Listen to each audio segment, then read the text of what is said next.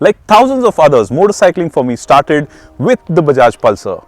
Back in 2005, I bought my first motorcycle, which was a Pulsar 180, and I then joined the Rubber Smoking Angels, a motorcycling club in Pune. We used to meet up every Sunday morning, find an empty road and practice a few stunts on our motorcycles. Oh man, you know, I remember those days. I would actually bunk college to come watch you guys ride your stripped down Pulsars, pull some insane wheelies, stoppies and burnouts. You made the Pulsar look like so much fun.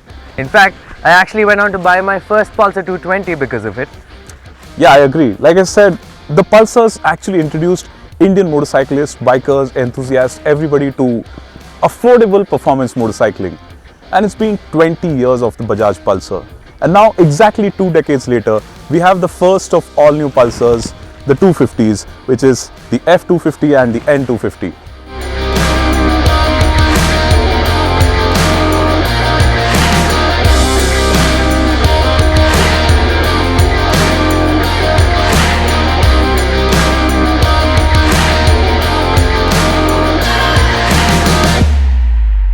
Ishan, a lot has obviously changed over the past 20 years, since the Pulsar came out in 2001. Well, I've put on some weight, but you really haven't, my friend. Well, I mean, talking about change, I remember my Pulsar 220 and the way this one particularly looks, the F250. Yes, there are changes and I like the new bits. I like the floating panels and I like this little charging port here. I like the new, the LCD console, the semi-digital console, the 3D embossed logo that sort of gives you a throwback to the original Pulsars. But there are hints, there are accents on this motorcycle that tell me that this is still a Pulsar, especially the projector headlamp or the way the clip-ons feel, especially in the saddle. It's definitely a throwback to the old 220. Yeah, I know what you're saying, because that fairing, it does have a sense of familiarity, but at the same time it is completely new. That design is definitely a lot sleeker, a lot sharper, and yes, certainly a lot sportier looking, if I may say so. And then I even like the exhaust. It's a short stubby unit. It's got two barrels. Yes, it's a double barrel one.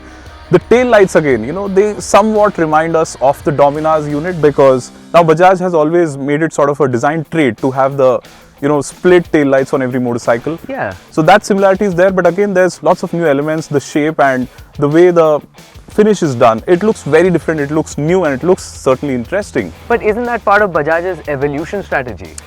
Yes, that's true as well. I mean, Bajaj tells us that evolution is the name of the game, and which is why, going back to what you said, that there are hints that tell you that yes, this is a Pulsar.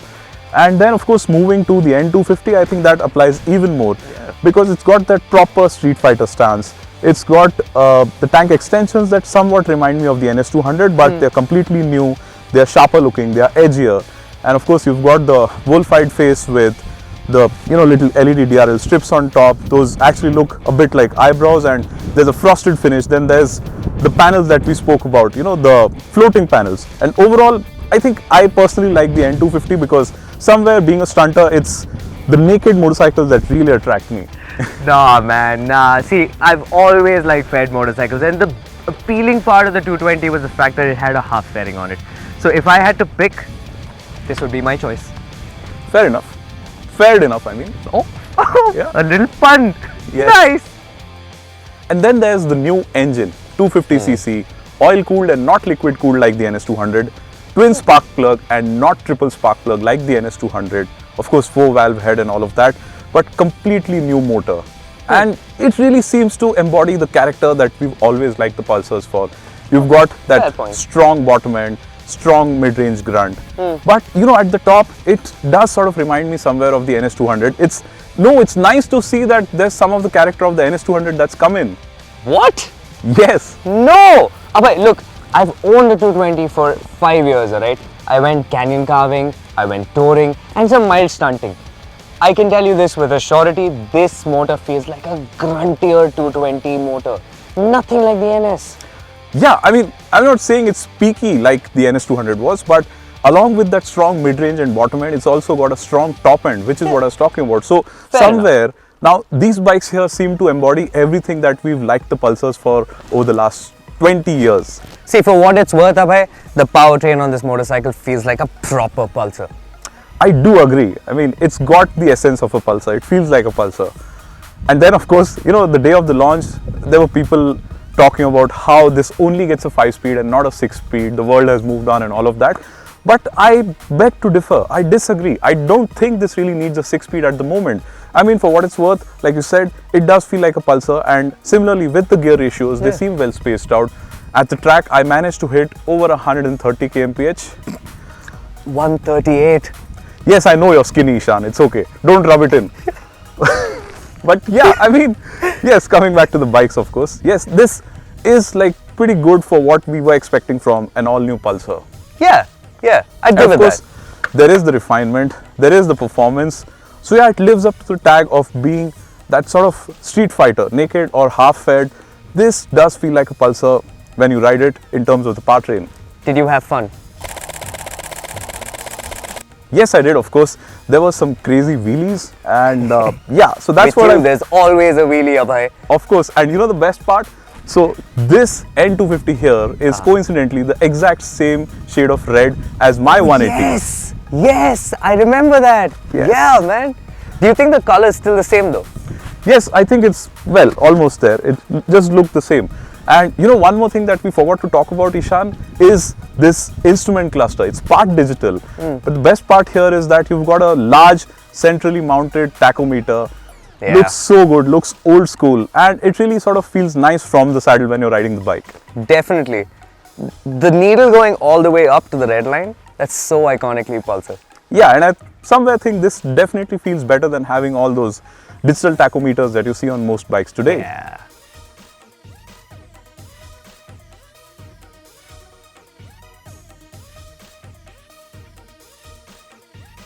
Ishan, what truly completes the package here, it's the dynamics of the two motorcycles, the ride and handling package. It just feels so good, it's so confidence inspiring. The chassis here is stiffer, the suspension setup is good. I like the monoshock at the rear particularly. It offers 130 mm of wheel travel. There's lots of confidence, in fact the motorcycle feels nimble, it feels agile, weaving through traffic, throwing into a corner. There's lots of confidence to be had. True, I completely agree. The 220, while a really nice and versatile motorcycle, it felt a little unsettled to up, especially around corners or on bumpy roads.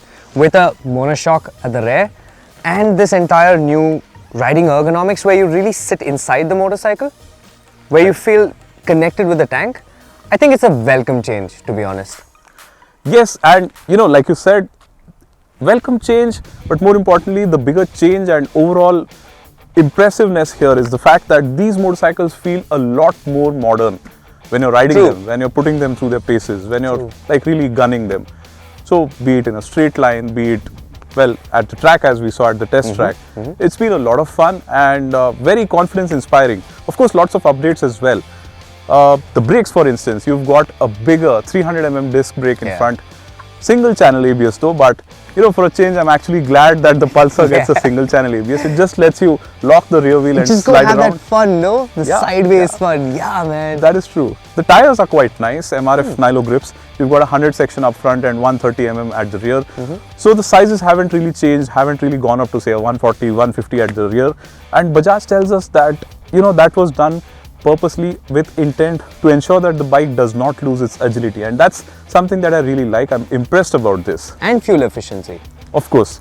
Because, well, everybody knows, fatter the tire, lesser the KMPL. Yes, and for that matter, do you know the number? Isn't it 39 or 40? Yes, the ARAI certified fuel efficiency for these new Pulsar 250s is 39 kmpl. Wow, that's actually pretty good. And yeah, but sorry to cut in, but the one thing that I think could have been handled better or engineered better is the weight of the motorcycles. I mean, they are balanced, I'm not complaining, but 162 kilos curb, 164 kilos curb, that's slightly on the heavier side. I think some of the weight could have been trimmed down. True, it does feel like a bigger motorcycle, but honestly, not so much of the weight once you're in motion. It feels quite planted, quite nimble. So yeah, when you're stationary, you can feel that weight between your legs. But there's not much to complain about, to be honest. Well, fair enough. Can't really pick a bone over there. Yeah. I really like the comfort that you get from the rear suspension. The monoshock's quite soft and it's quite comfortable. You get a very plush ride. But Abhay, we need to talk about the ergonomics on this motorcycle. Yes, you do feel like you're sitting inside it and not on it, which inspires so much more confidence than before. And the seat height, it's 5 mm lower than my 220. So I find that to be a lot more approachable for shorter riders. That's true, that's true.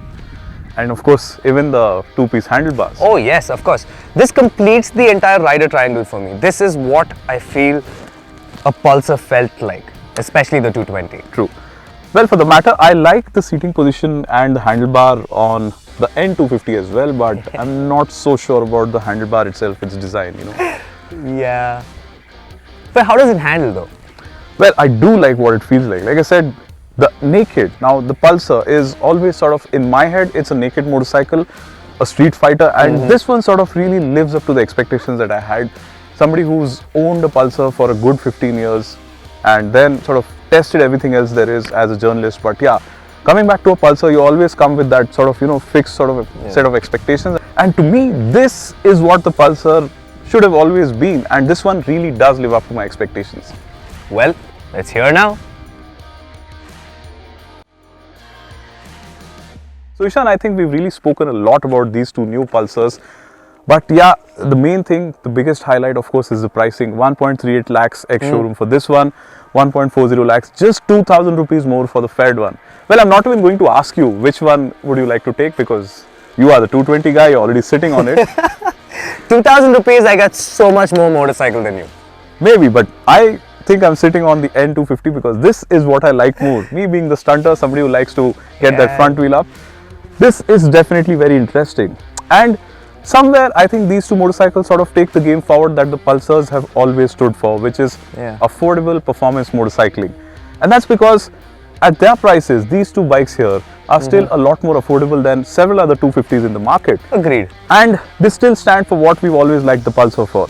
So yes, I'm definitely confident that, you know, these two motorcycles here are going to introduce a lot of youngsters to performance motorcycling exactly the way the Pulsars did it for both of us like a decade back. You see the Mania coming back? Yes, definitely. Well, Bajaj did talk about it, so yeah, somewhere these new Pulsars are definitely up for the challenge and they're definitely taking the game forward. I want to see what it feels like on a long tour. Sure, we shall try that. What do you want to do with this? I think I just want to go back to pulling some more wheelies.